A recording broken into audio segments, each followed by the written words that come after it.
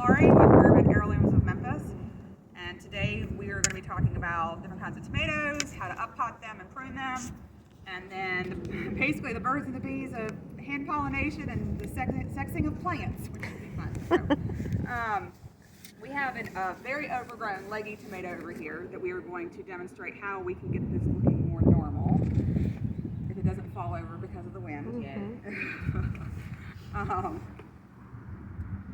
We'll demonstrate this first. Oh, I see. Yeah. Magic. Magic! I just got to do it without it breaking on me.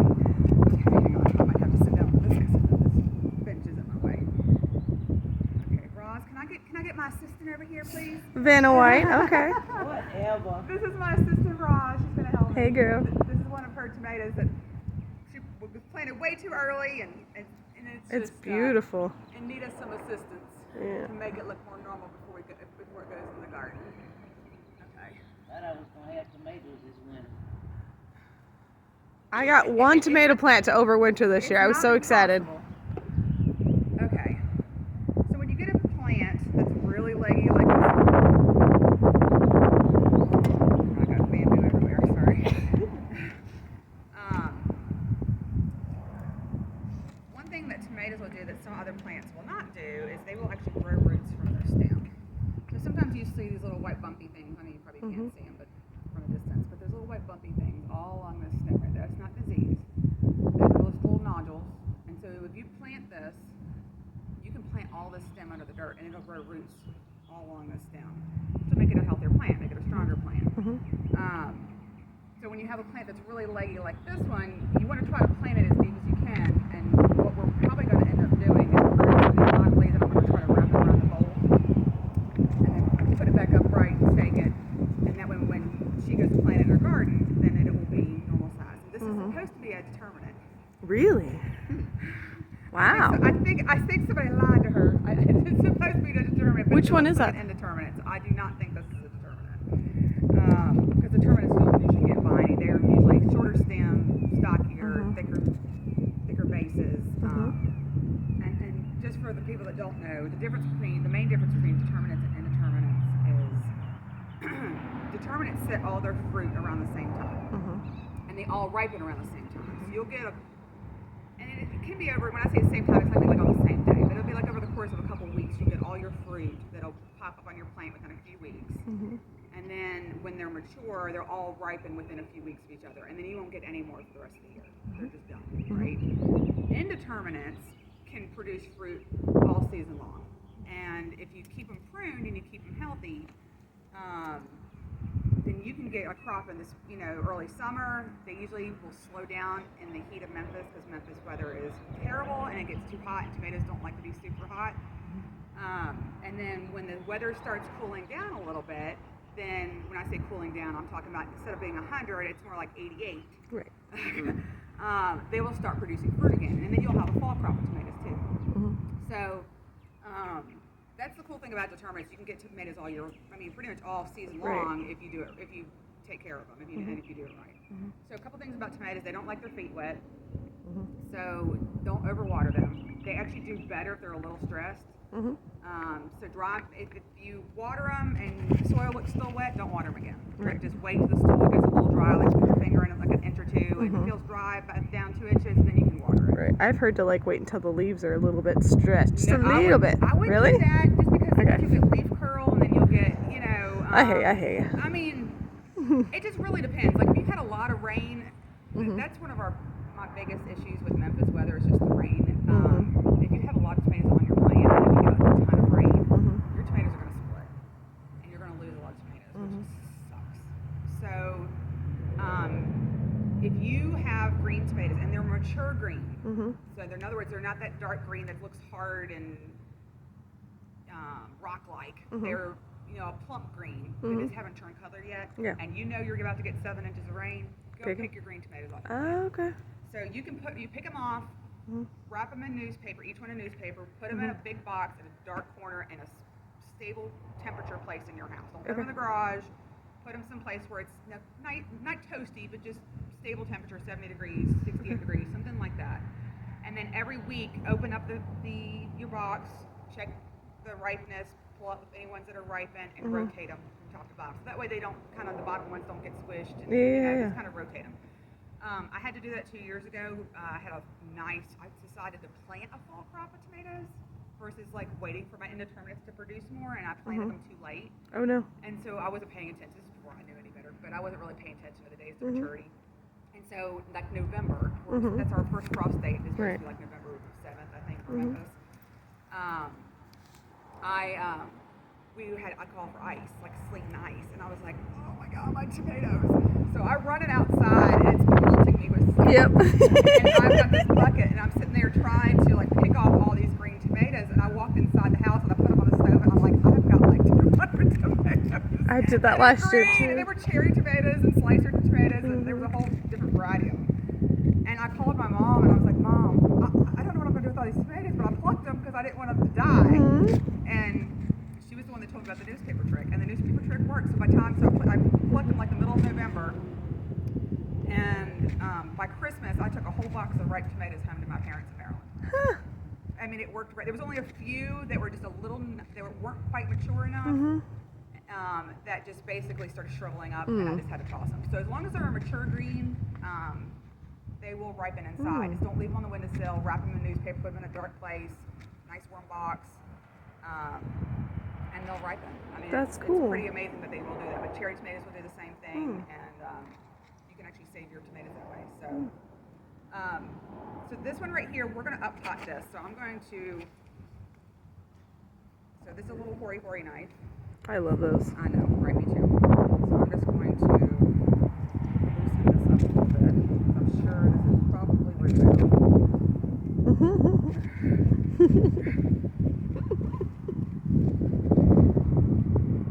When did you plant this one, Roz? December? Around November. Yeah, this has been Thinking again. It's been a while. Yeah, in a corner with light. It's had lights and everything, yeah. Hoping I was getting some tomatoes. Okay. Yeah. It's always fun to experiment, right? Well, actually, we want to take some of this top dirt off, don't we? Okay. So if you have if you're growing indoors, a lot of times people have issues with fungus gnats. So when you go to up pot, scrape off the top layer of dirt. Okay. That way you don't contaminate your new soil.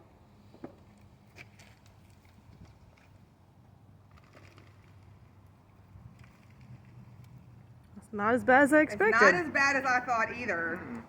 It's got some roots. And it's not as packed with roots as I thought it was going to be. I thought it was going to be, I mean, it is, if you look from the top, I mean, it's got a ton of roots, but it's not wrapped around the pot like I thought it was going to be. So when you go to up pot, the best thing to do is kind of just gently break apart the bottom of the roots. You're not going to kill it by doing this. So people freak out when they have to break the roots apart. You're not going to kill it. Tomatoes are very hardy. You can damage them, and those suckers will come back with a vengeance. Oh, that is a whole root ball right there. Hang on a second. It's got some roots. That's all roots. Lovely. It's got some good roots, Roz. Thank you. I worked hard on that. It just waited a little too long to be up potted, but that's why we're going to use it for demonstration plant. It's perfect for it. Okay. So kind of shake the dirt loose. I'm going to try to loosen these roots up. This is like a whole little root ball right here. I'll break it up a little bit. Oh my God. Oh, well, you know, I think you buried the stem once before. That's stem right there. I can feel it all the way up. See, look. That's stem. Okay, I can't break that part apart. Okay. So that's just demonstrating that it was planted once before deep, and when it did, it grew around the stem. So what I'm going to do is I'm going to lay the roots down. Do you mind if I come in? Yep, sure, go ahead. Promise not to breathe. Okay, I've only got a little bit of soil on the bottom of the pot.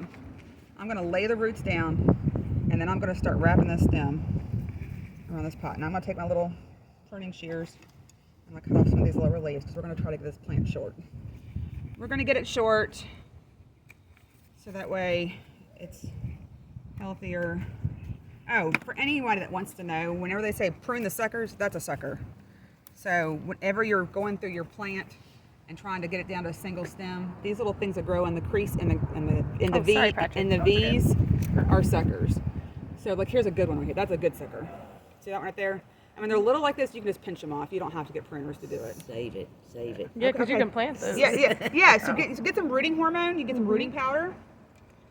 Dip your plant in some rooting powder. Stick it in the dirt. Water it. You'll have a whole new plant. I think I can do this. Woo! Please don't break my baby. You just said they were super sturdy. Hardy.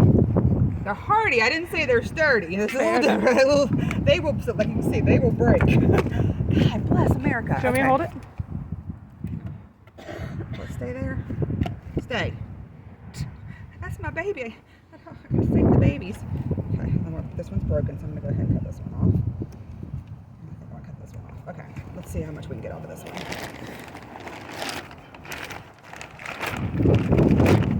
My little assistant here can throw some dirt on there before I wrap it around again. Don't ever forget my bad. I will. So we use organic soil. This is Fox Farms Ocean Forest. This is like the Cadillacs of soil. And actually, it's more like the Mercedes of soil. It's quite expensive, but it works wonders. It's amazing stuff. If you don't want to spend $20 or $26 a bag on soil, that's enough. The Kellogg's organic potting mix and raised bed soil is also a good alternative. Okay, so let's. I don't want this to break. Let me hold it. Yeah.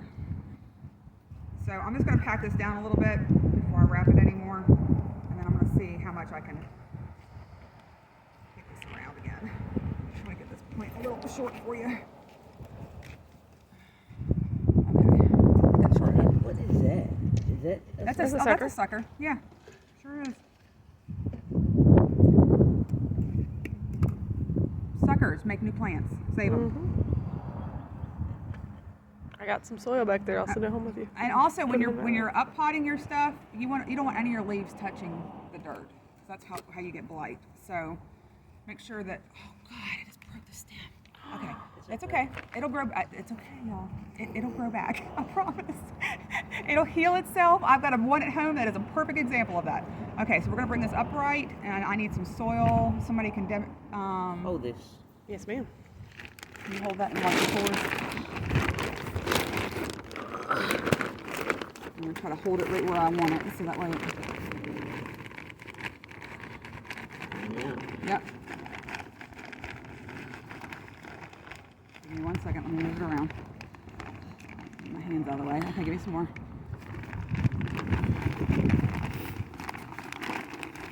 Hang on. Slow down a little bit. Yeah, 'cause this money. Yeah. Okay, give me a little bit more.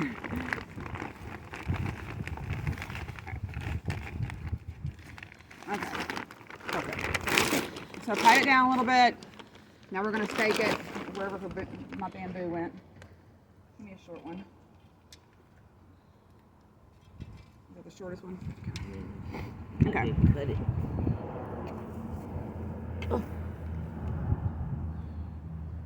We got a little breakage right there too. That will heal, so I'm going to clip it.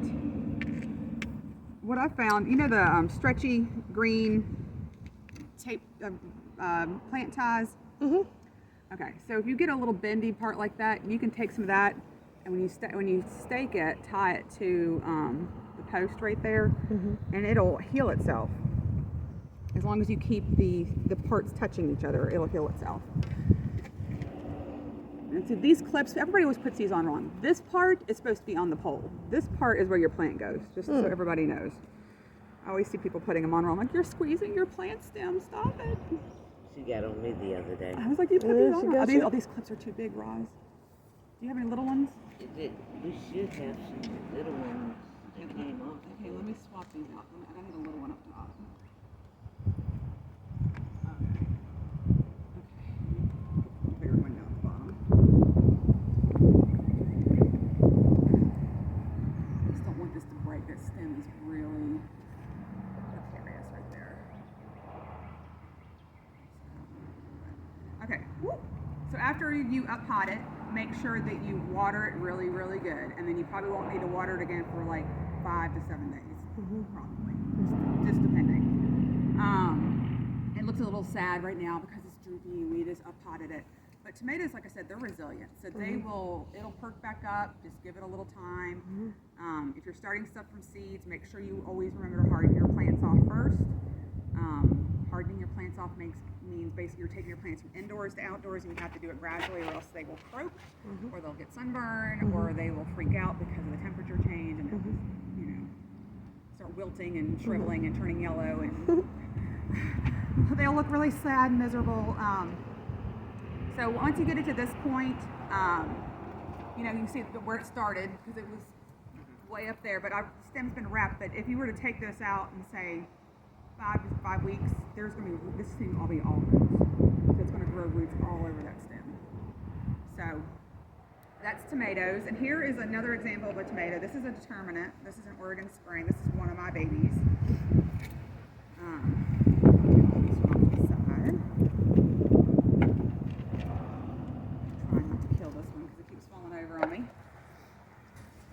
This is a determinate, and you can notice from the get-go, the stem is quite a bit bigger on this one.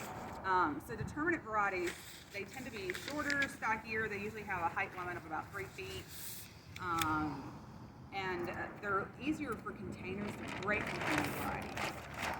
Indeterminates, be prepared. If you plant them in the ground, you have to have your stakes ready because they're going to grow. They can get as tall as you let them. So if you notice that they're getting too tall, you can top them and then they'll start bushing out versus growing taller. Okay. Then you'll end up with long vines growing this way instead of long vines growing this way. So then you still have to be prepared to help support any fruit that's growing. Determinates, you don't have to do that. Like sometimes you have to stake them if they're the big, chunky, heirloom varieties, that are, kind of gnarly, 16-ounce fruits or something like that. But most of the time they don't require any staking, which is wonderful. The stems are usually a lot sturdier than the indeterminates, which vine out. But even with these, like it's got a little sucker right here, because I wanted to concentrate on root growth right now and not producing. I wanted to get bigger, obviously, but I don't want it to try to do anything else. I'm just going to pluck that little sucker. I know you're not really supposed to. People say don't prune determinates. When they're seedlings like this, I want to get the stem as thick as I can. If it's concentrating on growing that, then it's not getting this thicker. While they're babies, anyway. So for my tomatoes, just to show you a little bit about my business, so I like the weird stuff. So I grow all the stuff that you can't find at like Home Depot or Lowe's or wherever. Like I grow the stuff that is the weirder and the gnarlier, the better. So this year I have a list. Hang on. Give you some examples of some of the tomatoes that I'm growing. So for cherry tomatoes, I've got Italian Ice, which is one of my favorite cherry tomatoes. It's amazing. It's not an heirloom. It's actually a hybrid, so you can't see the seeds, unfortunately. But it's so good. I grow it regardless. It's always going to have a place in my garden. Sun Sugars are the same way. It's also a hybrid. You can't see the seeds on that one either. But it is the sweetest cherry tomato you will ever put in your mouth. Like, they are delicious. Then I'm doing Orange Hats, which is a dwarf. I love those. I haven't grown them before, but I'm so excited about my Orange Hats. You know those little strawberry little pots that have the little side things? I put them in there on my front porch. Oh, that's genius. It's great. And they're cute and they produce all summer. Yeah. Oh, so I'm doing Orange Hats and I'm doing Microtoms also. Yeah, they're super cute. Okay, I love them. well, I have them in my Orange hydroponics Hats, too. Orange Hats are only about this big right now. They're already starting to flower. Yeah. No. I'm like, oh my God, they're only this tall. They're super cute and they give you little cherries and they're I think delicious. I'm gonna have to get me a strawberry tower. That is a genius idea. That is, because that will save a lot of space. I was just thinking I would just leave them inside. Or I got the Aldi one. Oh, I didn't know. Yeah, I haven't been in Aldi in a while. I'll have to go check. Somebody else told me that Aldi has them. I got a question. Yeah, man. If you put them in the ground, will they get bigger? I've not tried it. They're dwarfs, so they're probably not gonna get more than a foot tall. Yeah. I would think that's probably their cap. So I put it right on my front porch so that when I'm like coming home, I'm like, oh, I'm going to throw some of those in my salad. Like it's more like or the kids can snack on them. It's not like, I'm going to kill this or I'm going to freeze it. You know what I mean? It's like, oh, I'm going to nibble on this. And it's really fun to have that because They acted like indeterminates. I got fruit all summer.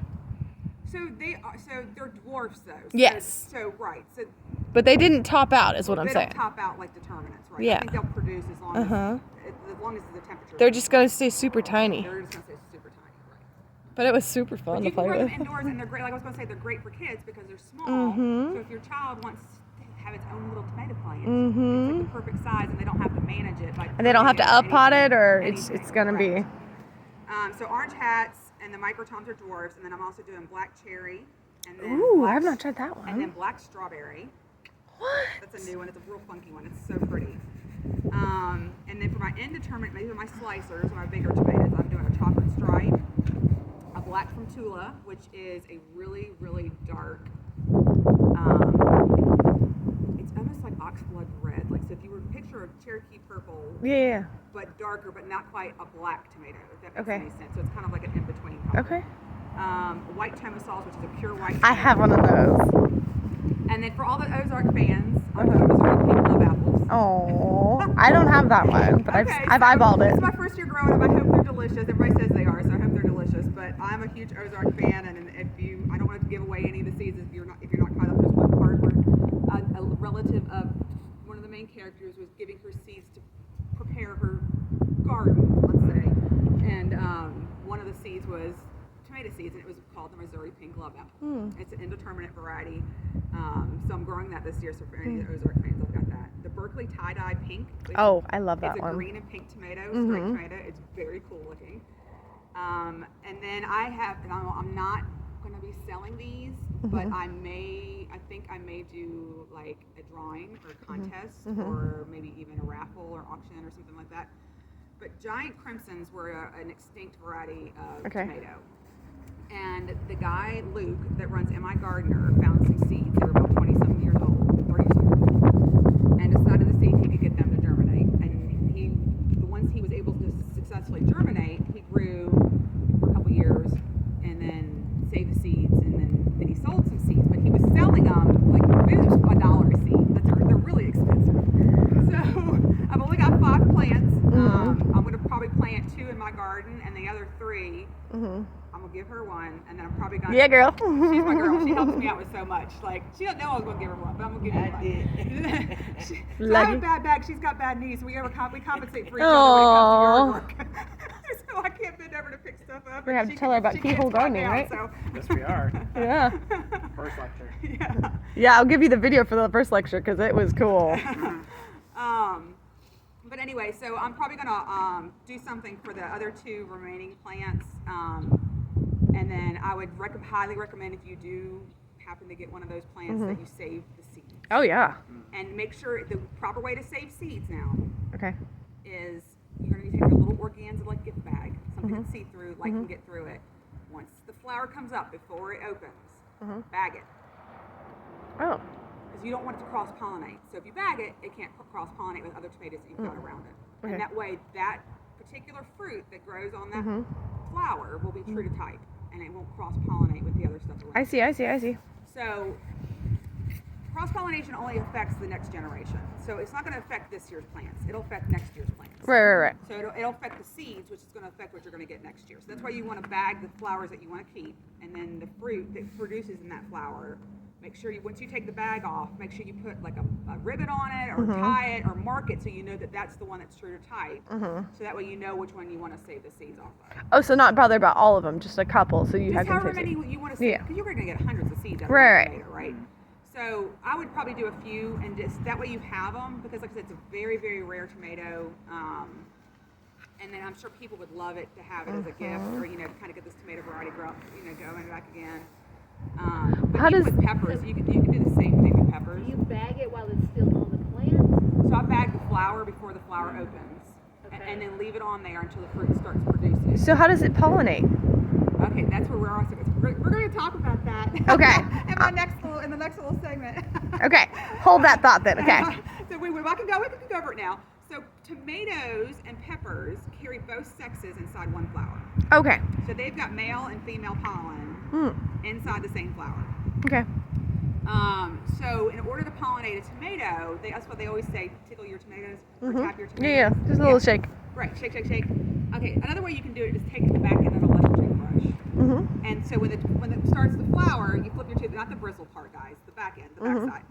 And just let it vibrate on the top of the flower a little bit. So it shakes up. Which will shake all the pollen loose inside the Okay. flower. And then you'll have, it'll also increase your crops. If you go around your garden with an electric toothbrush and all your That's cool. Because it simulates what bees do. So bees vibrate to help the flowers open. And so it's kind of simulating what the bees do, and that's how it pollinates itself. So other people will go around and tap them. I think tapping works okay. The toothbrush works excellent. But yeah, while the bag is on there, and then, like I said, leave the bag on until the fruit starts producing. Then you don't have to worry about cross pollination. Make sure you mark that stem though, because if you lose that stem, then you're like, I don't know which one it was. Right? Okay. Put a ribbon on it, put a string on it, something colorful that you can see that won't fall off. And then you can save those seeds whenever that fruit grows. That's so cool. Okay.